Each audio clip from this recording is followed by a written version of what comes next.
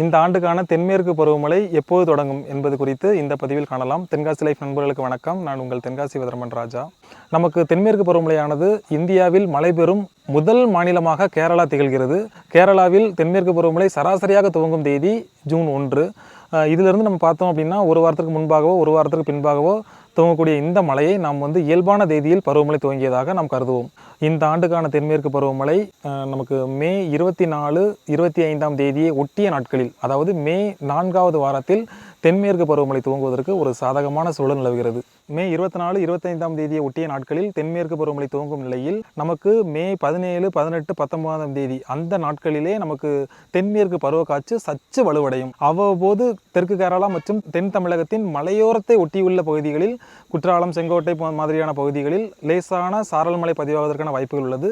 இந்த மழையானது தென்மேற்கு பருவமழை துவங்குவதற்கான ஒரு முன்னோட்டமாகும். நமக்கு வெப்பநிலையை பொறுத்தவரை மே 12ஆம் தேதி முதல் நமக்கு தென்காசி மாவட்டத்தில் வெப்பநிலையானது படிப்படியாக குறையும்.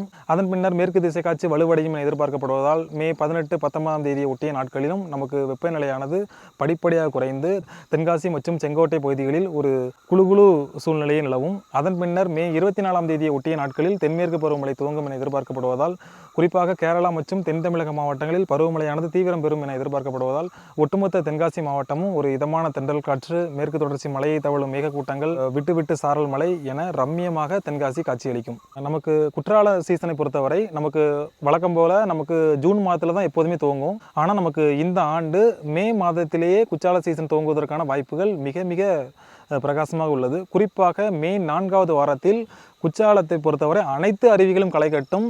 இது போன்ற குற்றால நிலவரம் மற்றும் வானிலை முன்னறிவிப்புகளை தெரிந்து கொள்ள தென்காசி லைஃபுடன் எப்போதும் இணைந்திருங்கள். நன்றி.